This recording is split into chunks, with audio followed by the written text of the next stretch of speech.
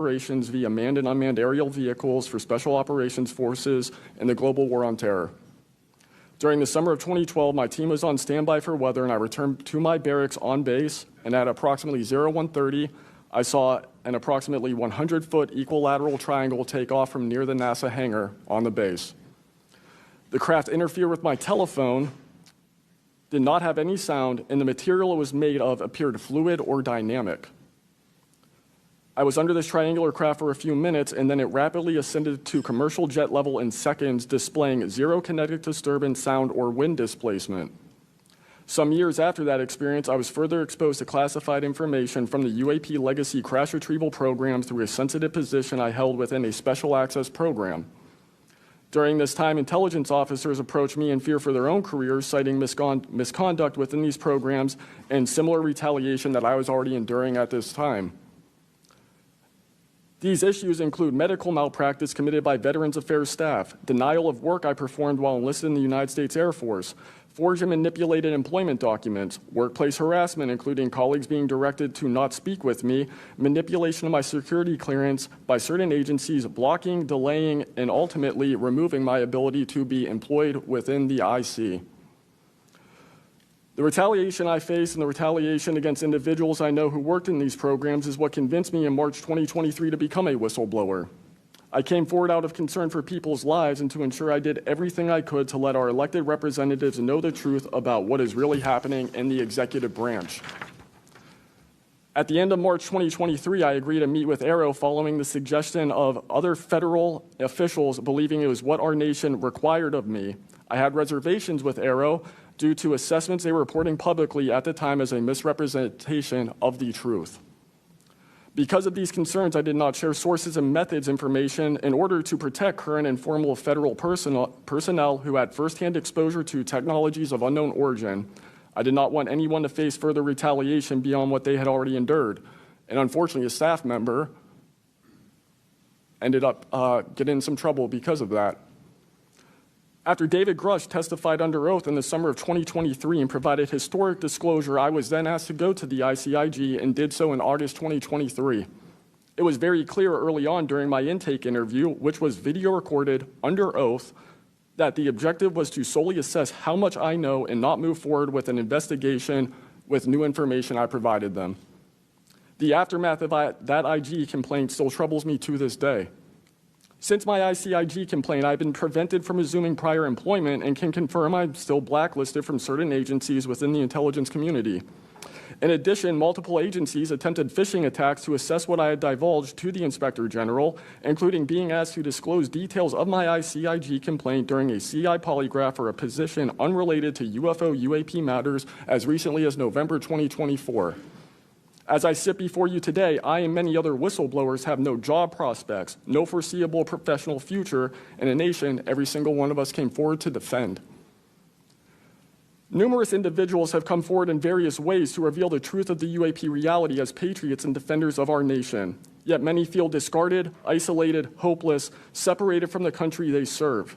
Efforts to rectify this situation for all whistleblowers have been difficult and troubling. And to my fellow whistleblowers and officials who know this information, I offer you my apology, something that I have never gotten, and I'm giving it to you. I swore an oath to the Constitution of the United States, an oath that demands truth and transparency for our democratic republic to function. Each day, these truths remain hidden from our citizens. Humanity drifts further from the principles our nation was founded to uphold. Each day, victims of crimes committed by agencies and companies maintaining this secrecy are denied justice as another day our Constitution is shredded. In 2023, Patriots provided this committee and the executive branch with undeniable proof of the UAP reality, and I commend your continued commitment. The future of humanity is one which we either travel to the stars or regress to the Stone Age with this technology. My career has been to deliver critical information to decision makers. Your role as elected by your representatives is to act on it. The time to act is now. Thank you.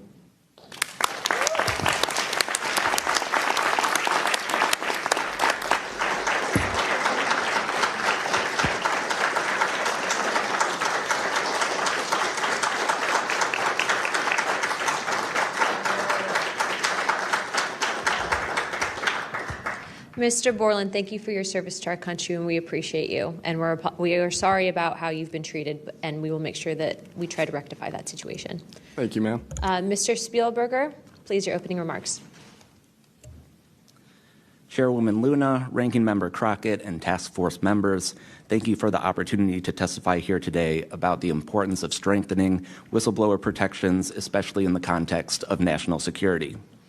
I'm a senior policy counsel at the Project on Government Oversight, a nonpartisan independent watchdog organization that investigates and exposes waste, corruption, abuse of power, and when the government fails to serve the public or silences those who report wrongdoing. Whistleblowers are the first line of defense to root out waste, fraud, abuse of power, and corruption in our government. Congress relies on whistleblowers so that it can fully exercise its oversight and legislative authorities. It's understandable that former presidents of both parties have often taken a hostile approach toward whistleblowers. Their disclosures can embarrass the president and their political party or even lead to a national scandal. But whistleblowers continue to play a vital role during both Democratic and Republican administrations. They help Congress and the public identify and understand what government corruption looks like. Their disclosures fuel investigations and allow us to address wrongdoing and hold those responsible to account. That's why historically there's been a strong bipartisan consensus in Congress to support and protect whistleblowers. Doing so protects the country and ensures our government is more responsive and accountable to the people. National security whistleblowing in particular is a tradition going back to the founding of our country, and over time, national security whistleblowers and their disclosures have impacted some of the most fundamental issues and questions about how we wish to be governed and how our government can better serve its people.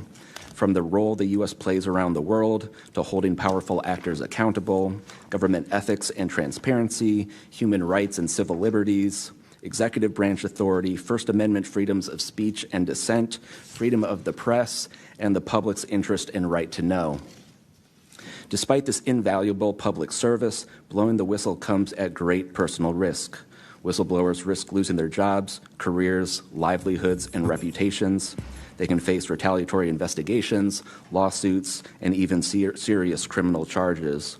And they can endure deep mental, emotional, and psychological harm. All of that risk to speak the truth, to ensure that agencies fulfill their core missions, and that they serve the best interests of the people.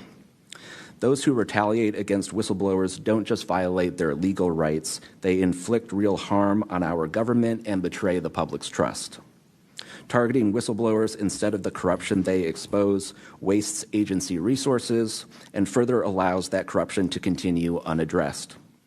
It can instill a chilling effect across an agency, fostering a climate of fear and distrust, quieting dissent and free speech, and deterring potential whistleblowers from coming forward in the future. Whistleblowers are often some of the most dedicated and principled public servants we have because of their willingness to put themselves on the line to do what's right.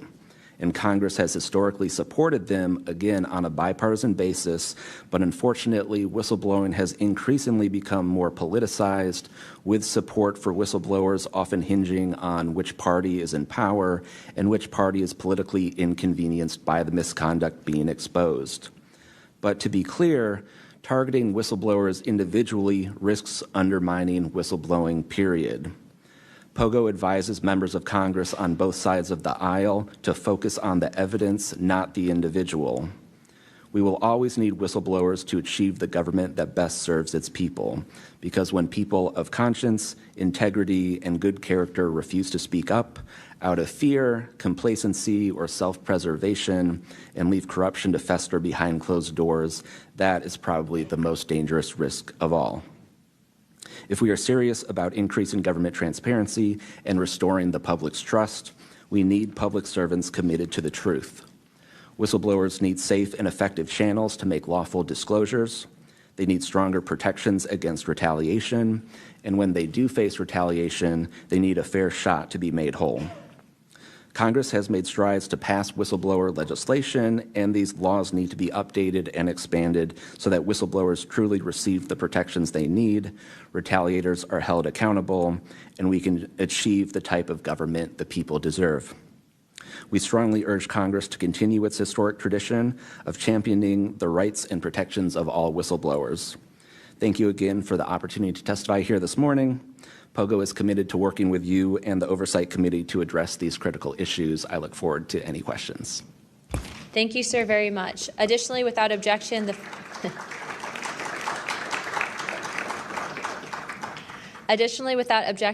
following members are waived onto the task force for the purpose of questioning witnesses at today's hearing: Representative Perry of Pennsylvania and Representative Grothman of Wisconsin. Sorry, and Representative Biggs from Arizona. I already got you, but yeah, we're good. Without objection, so ordered. I now recognize myself for 5 minutes of questioning. As my friend Mr. Moskowitz might have to go, would you like to go now? Okay, all right. Mr. Borland, in your testimony, you described witnessing large triangular craft while stationed at Langley Air Force Base in 2012.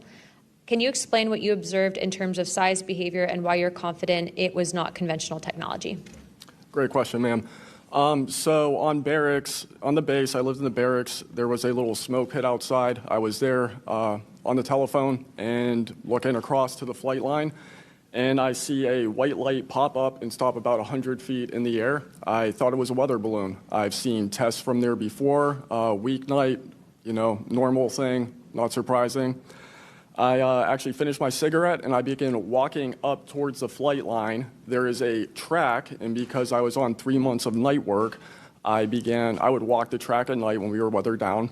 And as I began walking towards the flight line and the track, the light then flies across the base, across the flight line, and as it flies to me, a triangle manifests around the light. I can't tell you if it's active camouflage. I can't tell you if it appeared around the light, but I can tell you that it was a white light, and then it was a triangle. It stopped about 100 feet in front of me and approximately 100 feet above me. My telephone got extremely hot, completely froze, dead. I remember how thick it was. It was between 1 to 2 stories thick, equilateral triangle. I could never see the top of it, and the edges were 90 degrees. There were 4 lights in total, 1 light on each corner and a larger light in the center, 2 to 3 times the size of the corner lights. But what was really odd was the outside.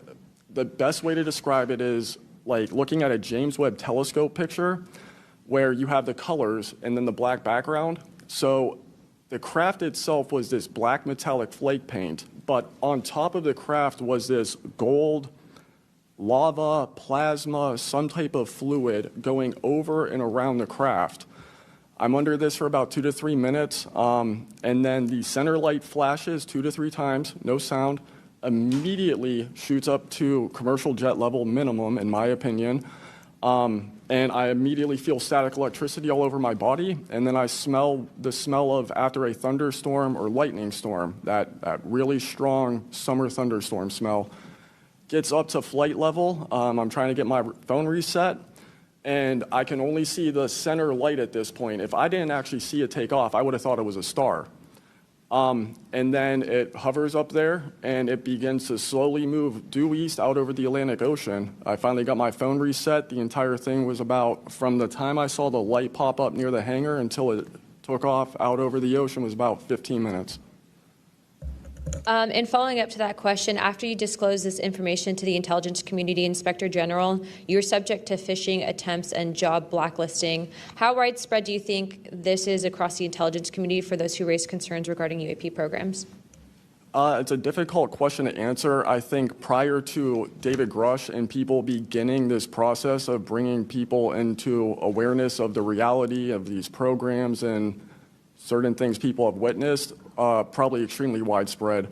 I think today there's still an issue, but because people are able to come before you and people are speaking out, I think it has been somewhat less.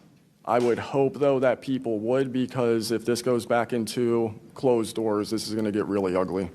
What type of behavior have you witnessed from former aaro director Sean Kilpatrick as well as his staff in relate to this information you provided to them?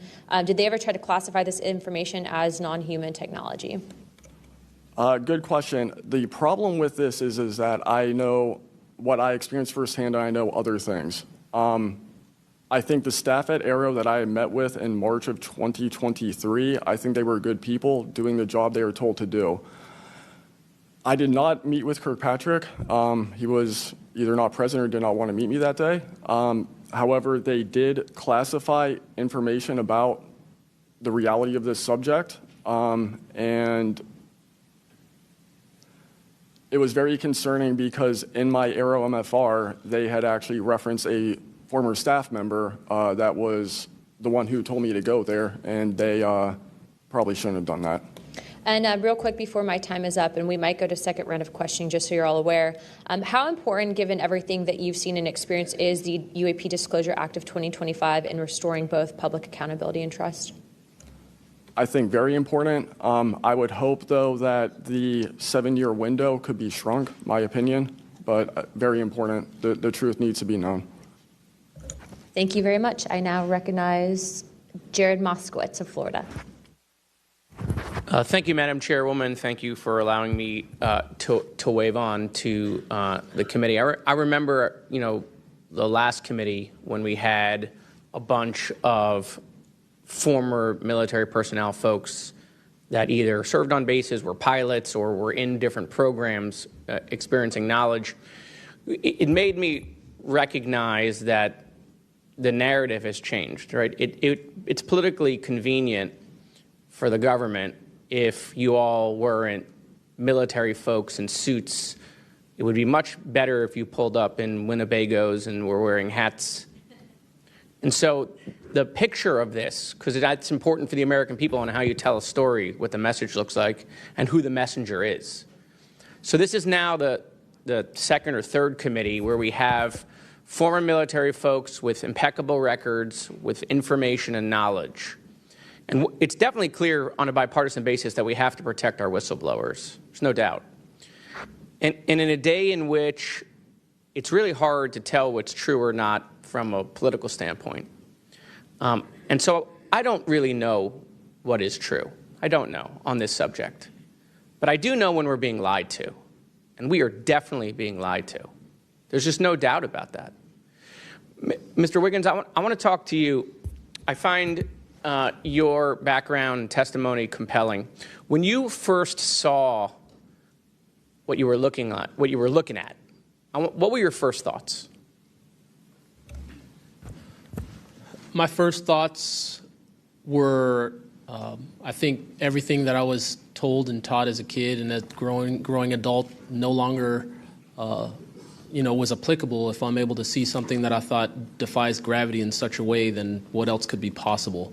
That was my first thought. So did you think what you were looking at was a weapons program that you were unaware of, or did you think what you were looking at was obviously some extraterrestrial piece of technology? Neither one of those crossed my mind. It was just. How about now? What do you think it is now? I'm not the expert. I think it. I want to be as skeptical as everyone else and just hope to know the information. Anyone in the U.S. government tell you what you were looking at to try to dissuade you from what you thought it was? No. So no one was like, oh, there was some anomaly with the technology. No one from the government did that? No one.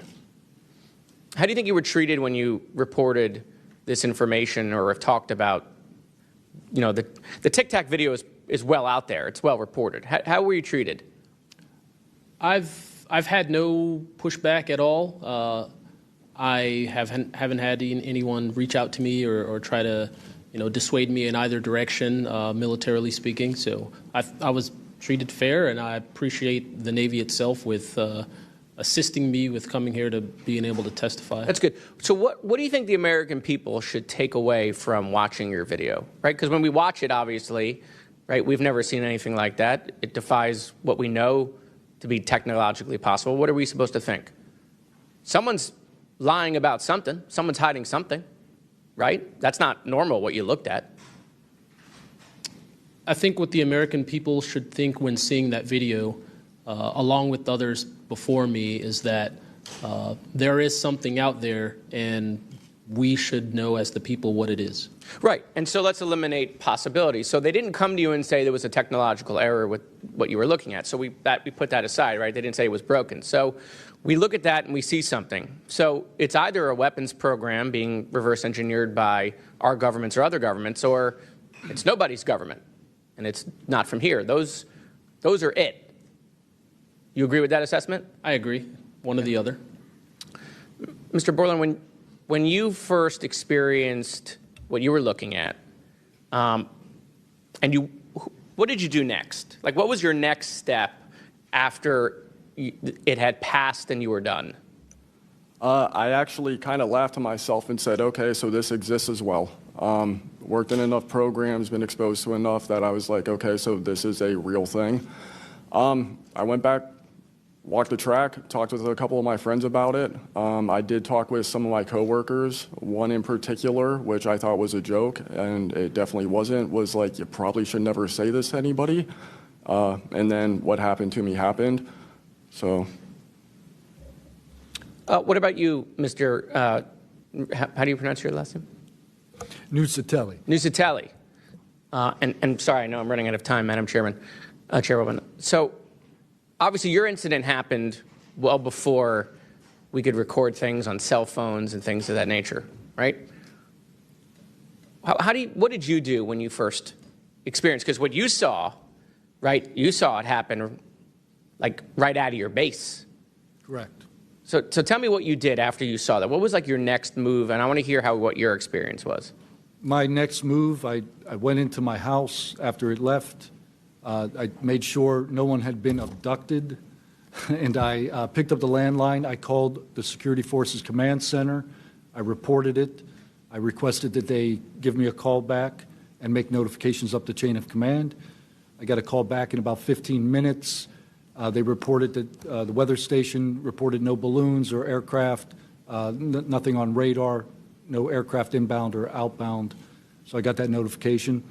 And then within the following day or two, me and the other witnesses wrote statements. We prepared a report, and then we filed all that information. Madam Chairman, thank you for your indulgence in my questioning, and thank you for continuing to lead on this subject. What do you and your friends think about it today? You all have talked about it. Yeah. I mean, so what do you think about your experience as a collective group? That'll be my last question, Madam Chairwoman.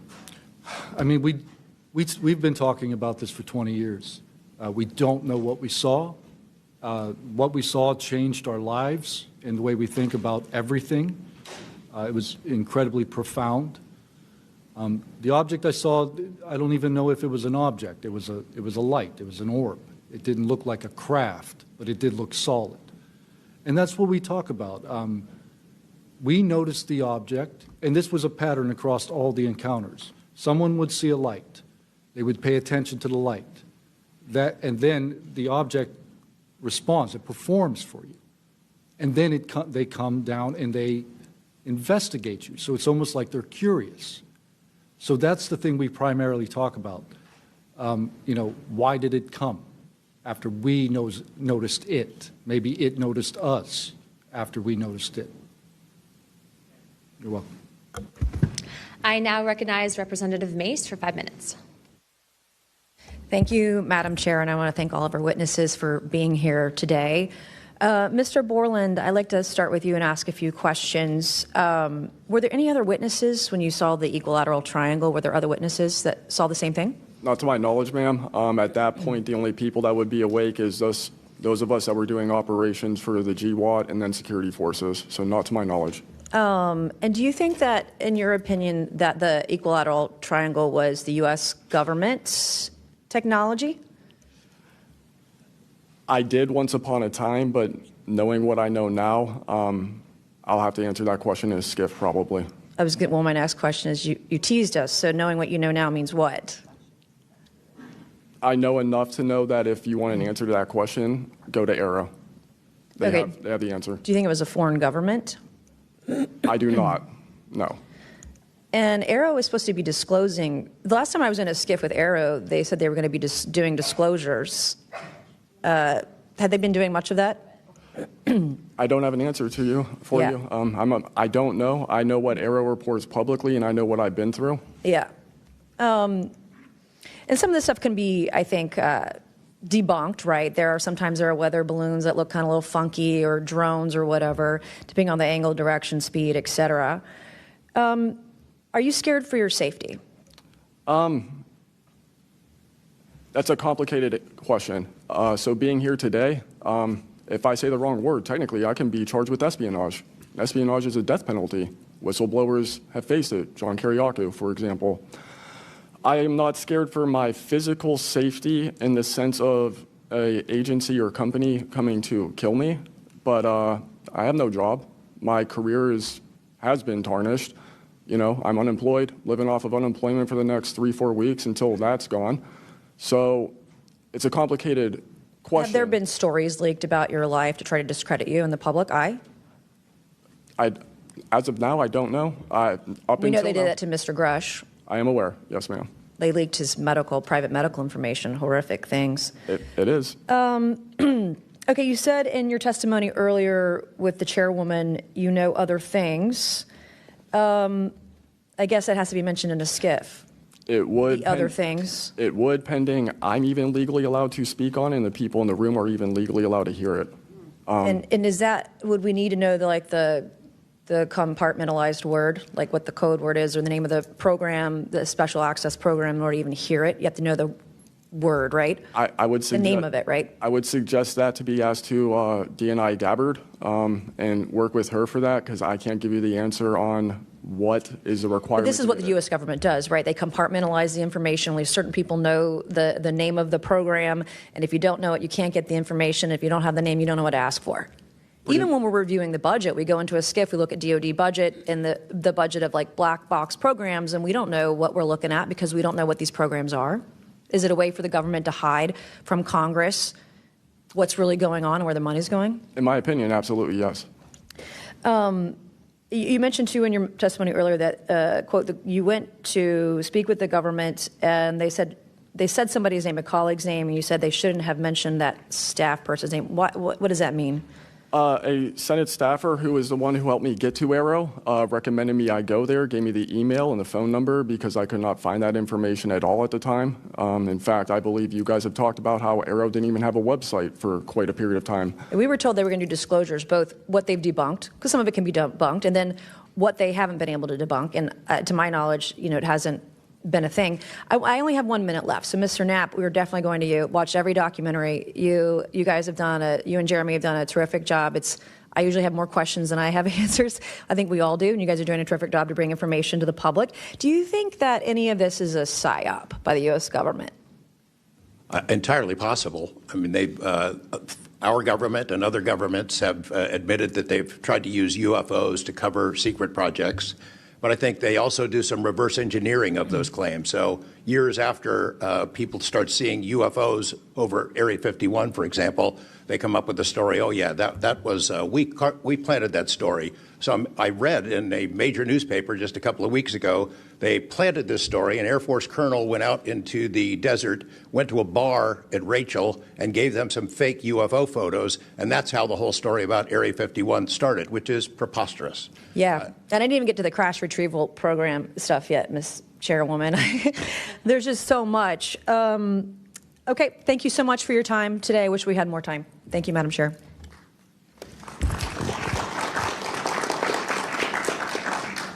I now recognize Ms. Crockett for 5 minutes.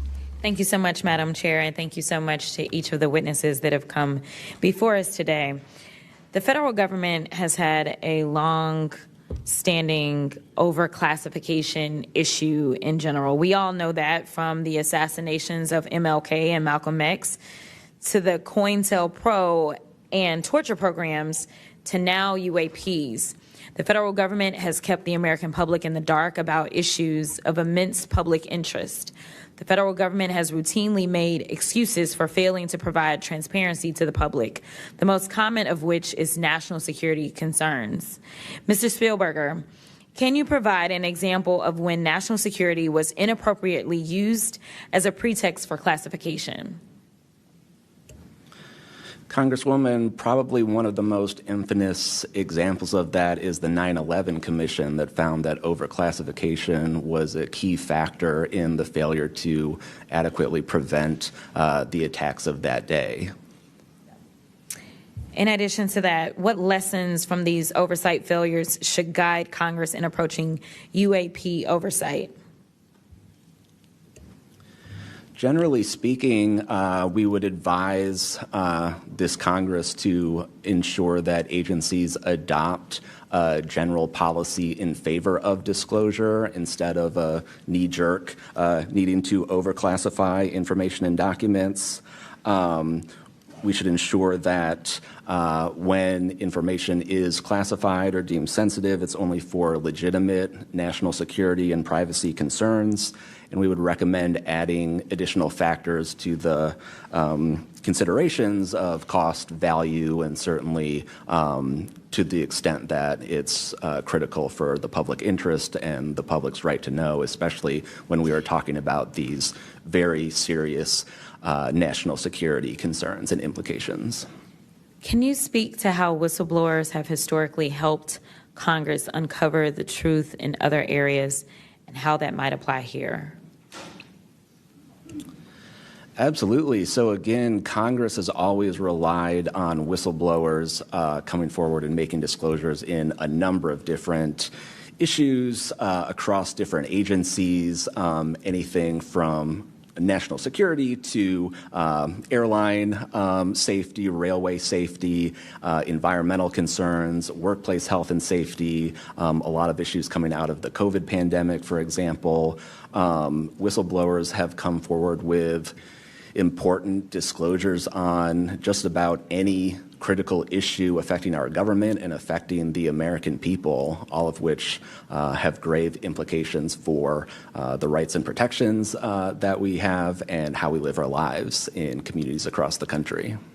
How important is it for whistleblowers to have strong protections when it comes to UAP-related disclosures or disclosures of other topics of excessive government secrecy? It's absolutely vital. This has been one of the disappointing failures of doing this work, of advocating for stronger whistleblower protections. We recognize the invaluable public service that brave whistleblowers play in coming forward, again, taking all of these risks that we've heard about just to speak the truth, to get important information out in the public consciousness, but they can only do so when we have safe and secure channels for reporting, when there is trust in the independence of agency watchdogs like inspectors general, like the Office of Special Counsel, like the Merit Systems Protection Board that play critical roles in investigating whistleblower disclosures and enforcing the protections of whistleblowers. All of that is essential to allow whistleblowers to keep coming forward and playing these incredibly important public roles. Thank you so much. Let me just say this. People look at Congress, especially now, and they see a lack of unity. They don't see the ability for us to come together really on much of anything. I will say that I do applaud the chairwoman and the work of this committee because for once I feel like we are focusing on governing, which should be about transparency. The reality is that we cause more harm than good when we allow a lack of transparency to fester. It allows for all types of conspiracy theories instead of us actually making the investments that we need to make to get the information and actually provide it to the American people. The reason that I wanted to focus on making sure that we answer some questions specifically around the protections of those that are willing to come forward is because the only way that we can make this government actually work for all of us is if no matter where you are in this federal government, you feel as if you are safe when you come forward with information of any issue. And so I do want to thank you for all of your stories. The reality is that we only get 5 minutes, and the vast majority of everything that you have to say cannot be contextualized within 5 minutes. But I know that my colleagues are going to get to kind of pulling some more of that out. But again, I really just want to thank you for your courage in this moment, and thank you for your service to our country.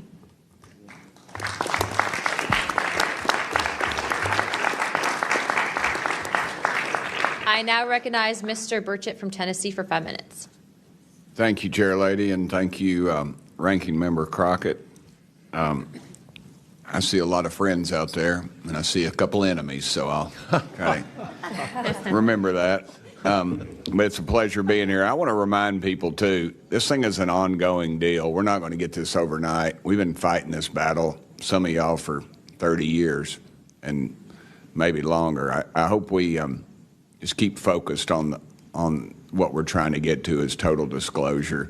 We get a little wrapped up in a lot of things, but the government has something, and they need to turn it over to us. We pay their dadgum salary, you pay our salary, and you ought to get more out of us than you do.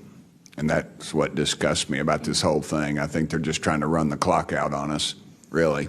They'll poke us a little, and they'll make jokes to us and try to pull us off the target, but I think we know where we're at, and that's why they're firing at us, because we are over the target.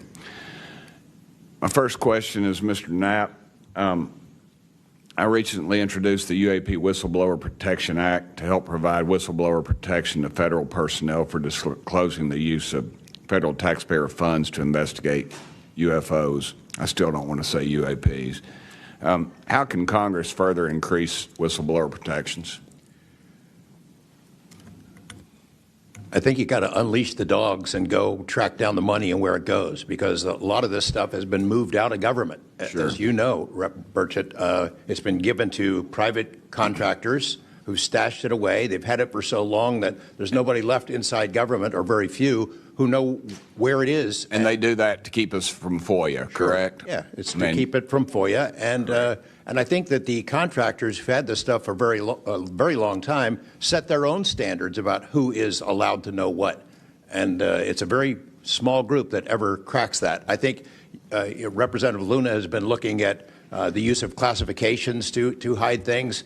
I'm not sure that even this committee getting security clearances that should allow you to see this stuff would allow you to follow where it really goes. I worry about the people that are looking at it and don't even know what they're looking at. I mean, it's gone through so many, since Roswell, for instance. I mean, you think there's nobody even alive that was around any of that stuff. Yeah, so. I don't think they've made much progress from the people that I've talked to. I don't think they've made much progress in learning that technology. Might have made some, but you wonder, the implication is tic-tac. Oh, yeah, that's ours. What flew over Washington, D.C. in '52, is that ours too? When are you going to break that out? You guys authorized tens of billions, hundreds of billions of dollars on weapon systems that can't do half of what we've seen UFOs do. So when do they break this out? If it's really a classified project could change the world.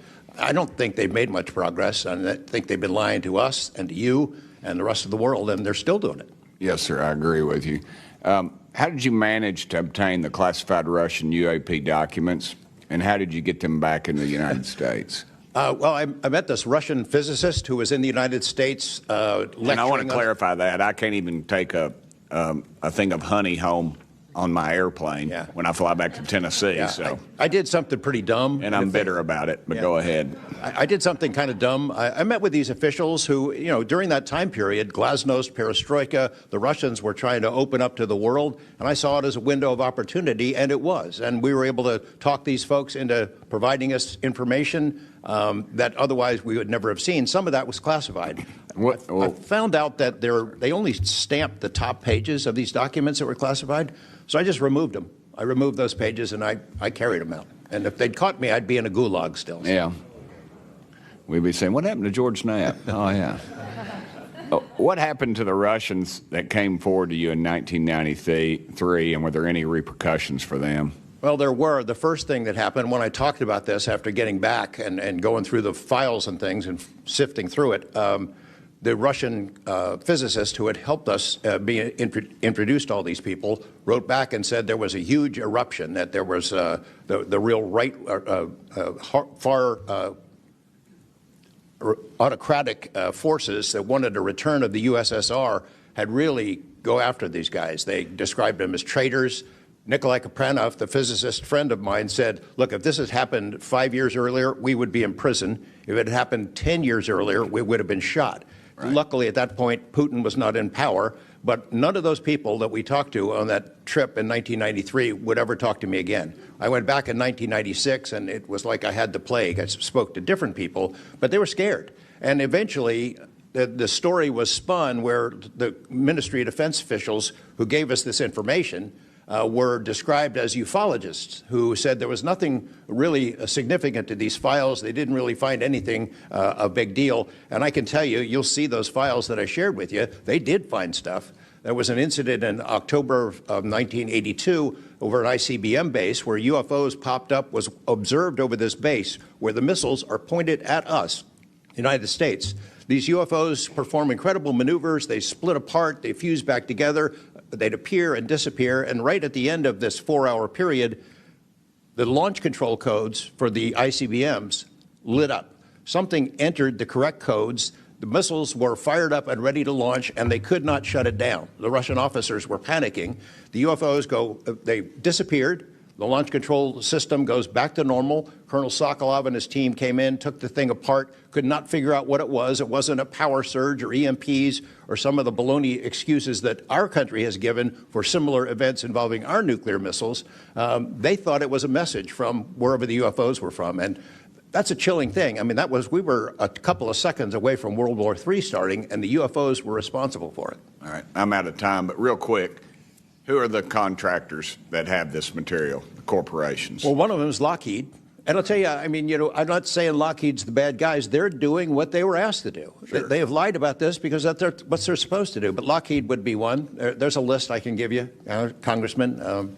Some of the big ones, the usual suspects. Okay, thank you.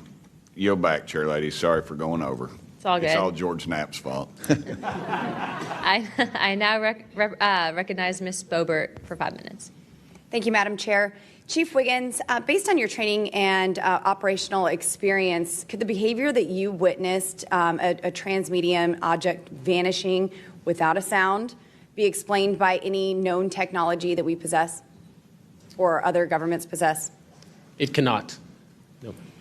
And has any government agency debriefed you or any of your shipmates regarding the EO/IR and radar confirmed UAP encounter aboard USS Jackson? No one has, no, ma'am.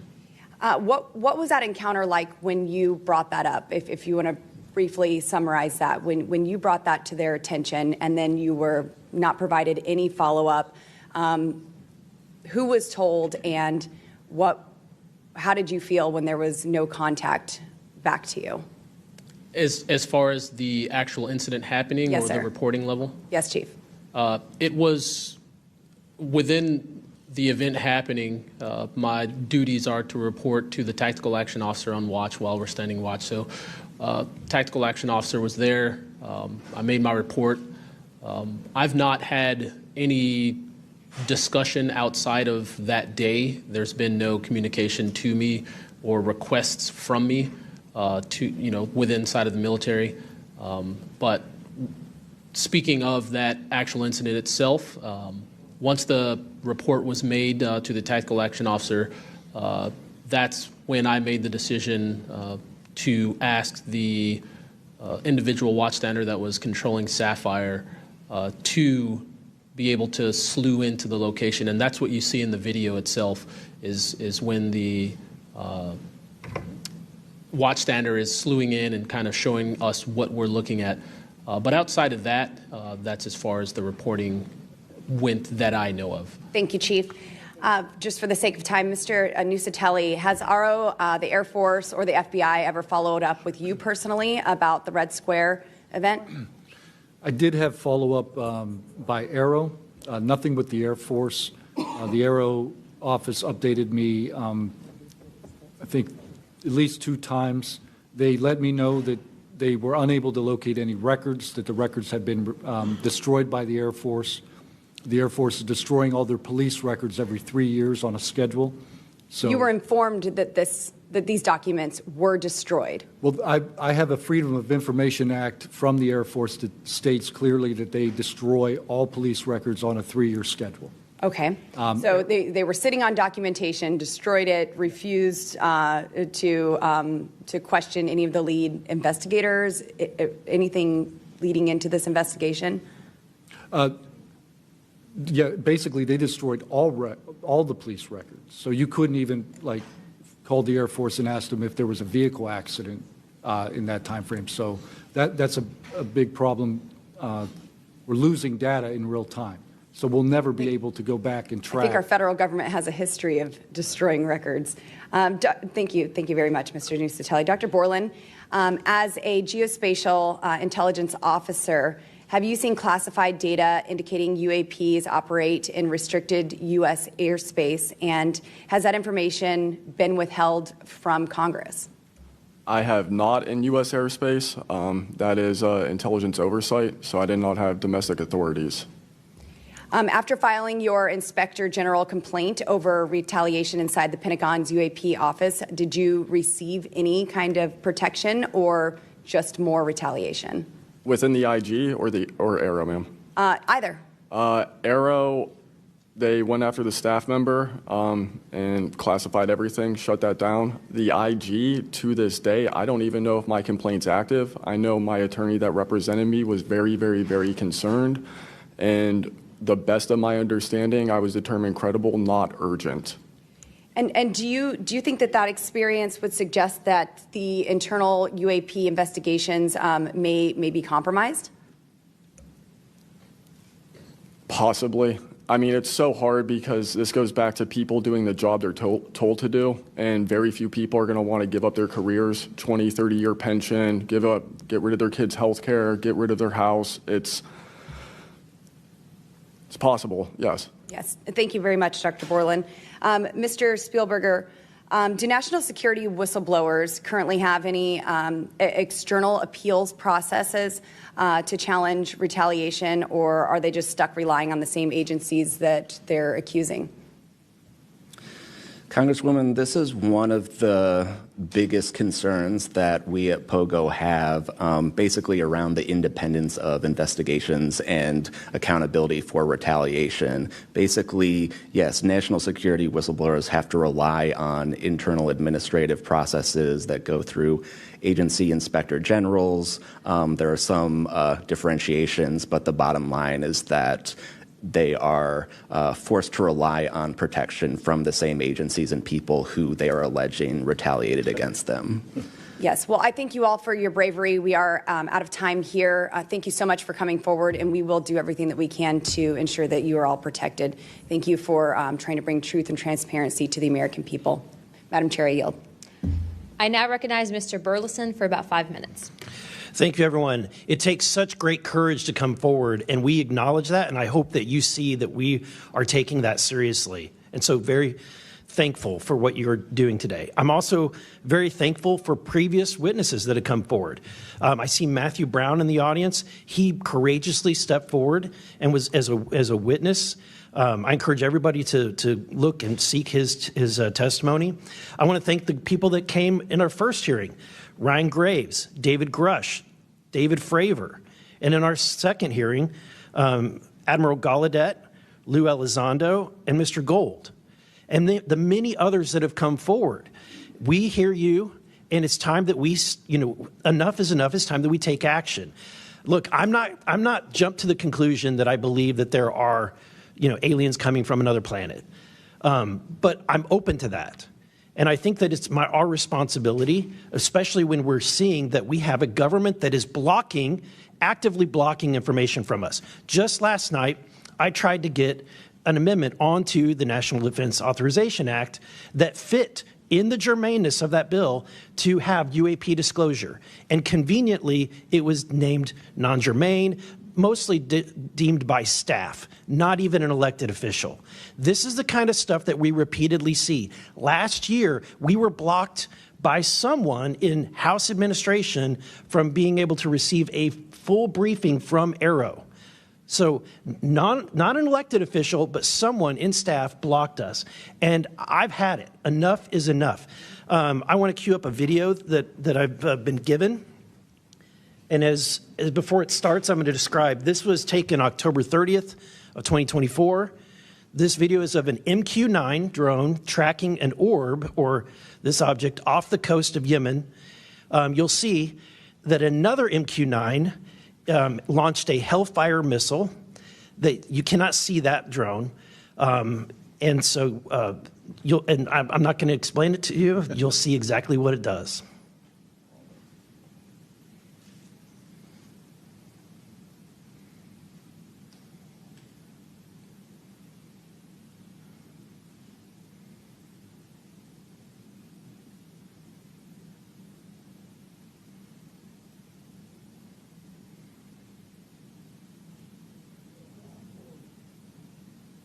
Became the law of the land. And those documents paint a much different picture than what the public, the press, and Congress have been told over many years. The documents from military and intelligence personnel behind closed doors admit that, quote, these things are real. They're not fictitious. They can fly in formation. They're evasive, and they outperform any aircraft known to exist, including ours. The public, of course, as I said, has been told something much different. You know, back in 1989, I reported about a guy named Bob Lazar, who claimed that he worked at a facility dubbed S4 out in the Nevada desert, very near to Area 51. He said he was part of a reverse engineering program. He said there are alien craft that will be taken apart to figure out how they operated out there, and that was a pretty tall order. I had clearly taken a dive into the deep end of the pool there. But in the years since then, I've interviewed dozens of other people, and I've detailed what their testimony has been in the written statement. They include Senator Harry Reid, Senator Howard Cannon, also of Nevada, a guy named Al O'Donnell, who was the first general manager of EG&G in Nevada, which managed the Nevada test site, which blew up hundreds of nuclear weapons. There's a guy named Dr. James Lakatsky, who was a career scientist with the Defense Intelligence Agency, who was the guy who initiated a program called AAWSAP, Advanced Aerospace Weapons Systems Application Program, which is, as far as we know, the largest acknowledged UFO program ever funded by the U.S. government, which put together an amazing pile of information that members of this committee and the world, most of which they have never seen. The DIA still hasn't released 95% of what was prepared by that program at a cost of millions and millions of dollars.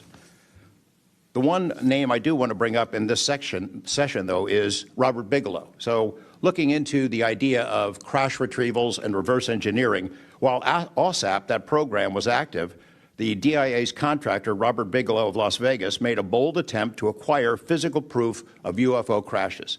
It's been widely reported and suspected that Lockheed Martin is one of the contractors, the defense contractors, that has held this stuff, stored it away in secrecy, and tried to figure out how it works. I have confirmed on the record that Robert Bigelow and a trusted colleague from AAWSAP met with and negotiated with senior executives at Lockheed Martin and hammered out a deal wherein Bigelow's company, Bass, would receive a quantity of unusual material that had been stashed away and protected at a facility in California. That material was not made here. I want to move on now to the Russia files, because that was going to be sort of the central impetus of what I was going to talk to you about today. Back in the early 90s, I got into Russia, met with a number of their defense officials, Ministry of Defense and others, who confirmed for me that Russia had been doing the same thing that the United States had been doing, that is, secretly studying UFOs while publicly saying something completely different. The documents and interviews that I obtained and have now shared with this task force show that the USSR launched what is almost certainly the largest UFO UAP investigation in the world. The first phase of that was an order was sent out to the entire USSR military empire that every unit, you see anything strange in the sky, a craft, an orb, something unusual, you had to gather all the evidence, collect testimony from the witnesses, look for physical evidence, and all of that information went into one program at the Ministry of Defense. Thousands and thousands of these reports came in.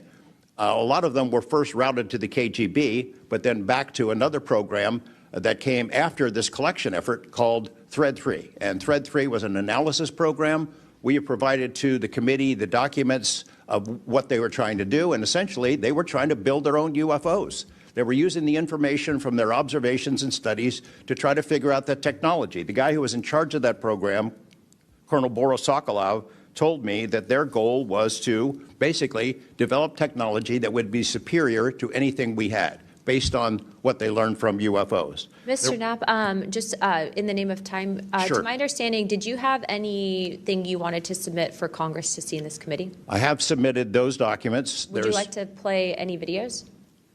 Do you have a video that you would like to play? I don't think it's for me to play. No, that was for Alexander.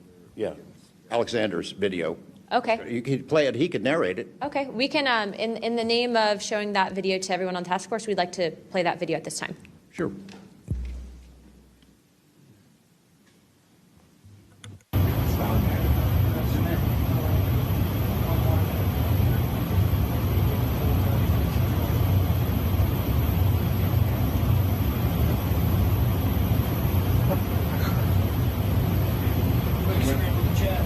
Wouldn't surprise you, I tell you. You call it the VVSS team. Yeah, like 22,000 feet.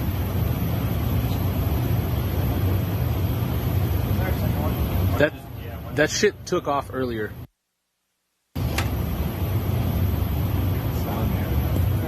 If we can get rid of the audio real quick. Mr. Wiggins and Mr. Knapp, we'll get back to what that video was in a moment, but we just want to make sure that it was entered into the record, as well as all the documents. Those will be able to be publicly found for everyone in the country to view. If we could, Mr. Knapp, we'll continue on the line of questioning, but I'm going to move on to Mr. Borland's opening statement. Good morning, members of the task force and the committee. I would like to express my gratitude for being invited to testify to the current task force created under the People's Chamber and the American public. As an American citizen, veteran, and intelligence community professional, it is an honor and a privilege to serve under oath before you on behalf of our country. I speak for myself and no former agency or company I have been previously affiliated with. My name is Dylan Borland, a former 1N1 geospatial intelligence specialist for the United States Air Force in an active duty enlisted capacity from 2010 to 2013. I've also been employed with BAE Systems and Intrepid Solutions as a senior analyst, expert in analyzing video, radar, and advanced electro-optical imagery for official identification of aerial order of battle as well as naval and ground order of battle.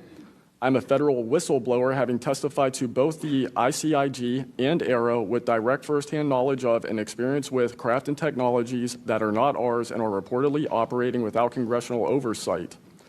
Because of my direct knowledge of the reality of certain legacy UAP programs, my professional career was deliberately obstructed, and I have endured sustained reprisals from government agencies for over a decade.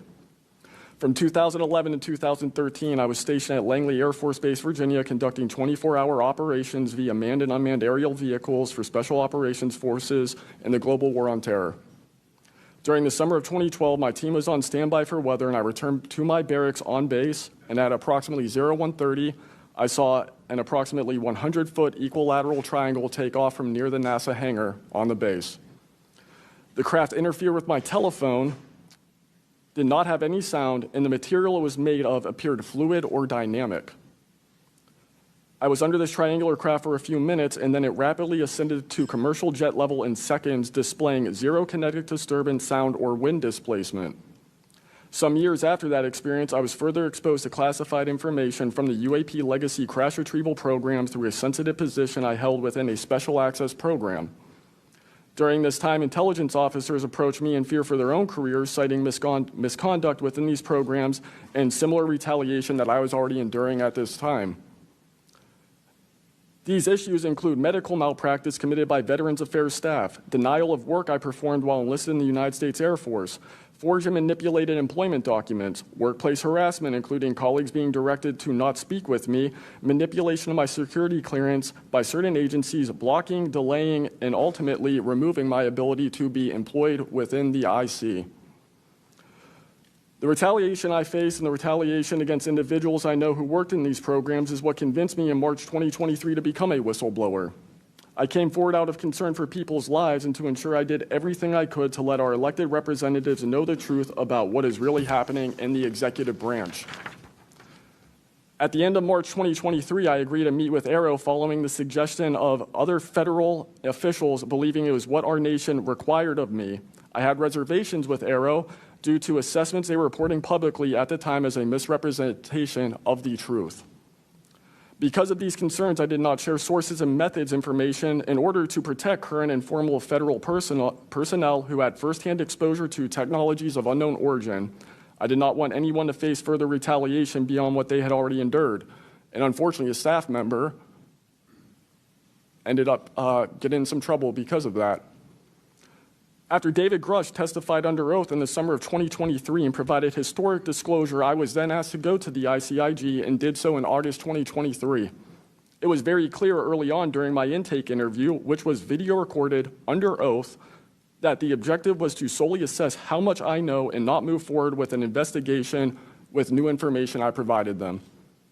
The aftermath of that IG complaint still troubles me to this day. Since my ICIG complaint, I've been prevented from resuming prior employment and can confirm I'm still blacklisted from certain agencies within the intelligence community. In addition, multiple agencies attempted phishing attacks to assess what I had divulged to the Inspector General, including being asked to disclose details of my ICIG complaint during a CI polygraph for a position unrelated to UFO UAP matters as recently as November 2024. As I sit before you today, I and many other whistleblowers have no job prospects, no foreseeable professional future in a nation every single one of us came forward to defend. Numerous individuals have come forward in various ways to reveal the truth of the UAP reality as patriots and defenders of our nation. Yet many feel discarded, isolated, hopeless, separated from the country they serve. Efforts to rectify this situation for all whistleblowers have been difficult and troubling.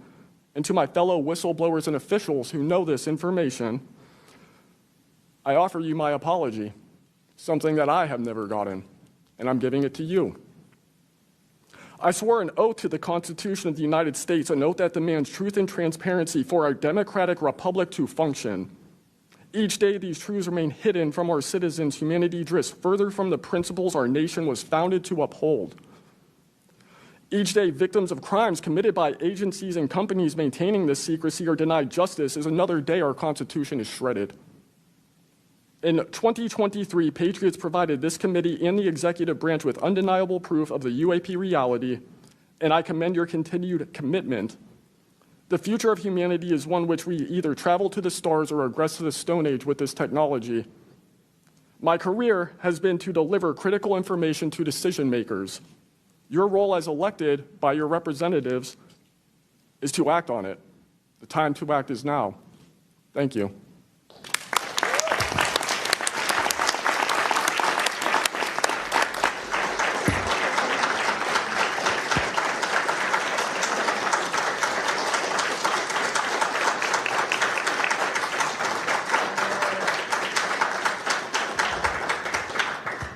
Mr. Borland, thank you for your service to our country, and we appreciate you. And we are sorry about how you've been treated, and we will make sure that we try to rectify that situation. Thank you, ma'am. Mr. Spielberger, please, your opening remarks. Chairwoman Luna, Ranking Member Crockett, and Task Force members, thank you for the opportunity to testify here today about the importance of strengthening whistleblower protections, especially in the context of national security. I am a senior policy counsel at the Project on Government Oversight, a nonpartisan independent watchdog organization that investigates and exposes waste, corruption, abuse of power, and when the government fails to serve the public or silences those who report wrongdoing. Whistleblowers are the first line of defense to root out waste, fraud, abuse of power, and corruption in our government. Congress relies on whistleblowers so that it can fully exercise its oversight and legislative authorities. It's understandable that former presidents of both parties have often taken a hostile approach toward whistleblowers. Their disclosures can embarrass the president and their political party or even lead to a national scandal. But whistleblowers continue to play a vital role during both Democratic and Republican administrations. They help Congress and the public identify and understand what government corruption looks like. Their disclosures fuel investigations and allow us to address wrongdoing and hold those responsible to account. That's why historically there's been a strong bipartisan consensus in Congress to support and protect whistleblowers. Doing so protects the country and ensures our government is more responsive and accountable to the people. National security whistleblowing, in particular, is a tradition going back to the founding of our country, and over time, national security whistleblowers and their disclosures have impacted some of the most fundamental issues and questions about how we wish to be governed and how our government can better serve its people. From the role the U.S. plays around the world to holding powerful actors accountable, government ethics and transparency, human rights and civil liberties, executive branch authority, First Amendment freedoms of speech and dissent, freedom of the press, and the public's interest and right to know. Despite this invaluable public service, blowing the whistle comes at great personal risk. Whistleblowers risk losing their jobs, careers, livelihoods, and reputations. They can face retaliatory investigations, lawsuits, and even serious criminal charges. And they can endure deep mental, emotional, and psychological harm. All of that risk to speak the truth, to ensure that agencies fulfill their core missions, and that they serve the best interests of the people. Those who retaliate against whistleblowers don't just violate their legal rights, they inflict real harm on our government and betray the public's trust. Targeting whistleblowers instead of the corruption they expose wastes agency resources and further allows that corruption to continue unaddressed. It can instill a chilling effect across an agency, fostering a climate of fear and distrust, quieting dissent and free speech, and deterring potential whistleblowers from coming forward in the future.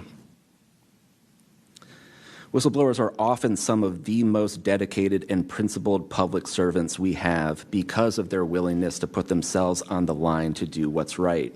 And Congress has historically supported them, again, on a bipartisan basis, but unfortunately, whistleblowing has increasingly become more politicized, with support for whistleblowers often hinging on which party is in power and which party is politically inconvenienced by the misconduct being exposed. But to be clear, targeting whistleblowers individually risks undermining whistleblowing, period.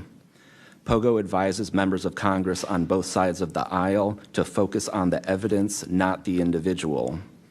We will always need whistleblowers to achieve the government that best serves its people, because when people of conscience, integrity, and good character refuse to speak up out of fear, complacency, or self-preservation, and leave corruption to fester behind closed doors, that is probably the most dangerous risk of all. If we are serious about increasing government transparency and restoring the public's trust, we need public servants committed to the truth. Whistleblowers need safe and effective channels to make lawful disclosures. They need stronger protections against retaliation. And when they do face retaliation, they need a fair shot to be made whole. Congress has made strides to pass whistleblower legislation, and these laws need to be updated and expanded so that whistleblowers truly receive the protections they need, retaliators are held accountable, and we can achieve the type of government the people deserve. We strongly urge Congress to continue its historic tradition of championing the rights and protections of all whistleblowers. Thank you again for the opportunity to testify here this morning. POGO is committed to working with you and the Oversight Committee to address these critical issues. I look forward to any questions. Thank you, sir, very much. Additionally, without objection, the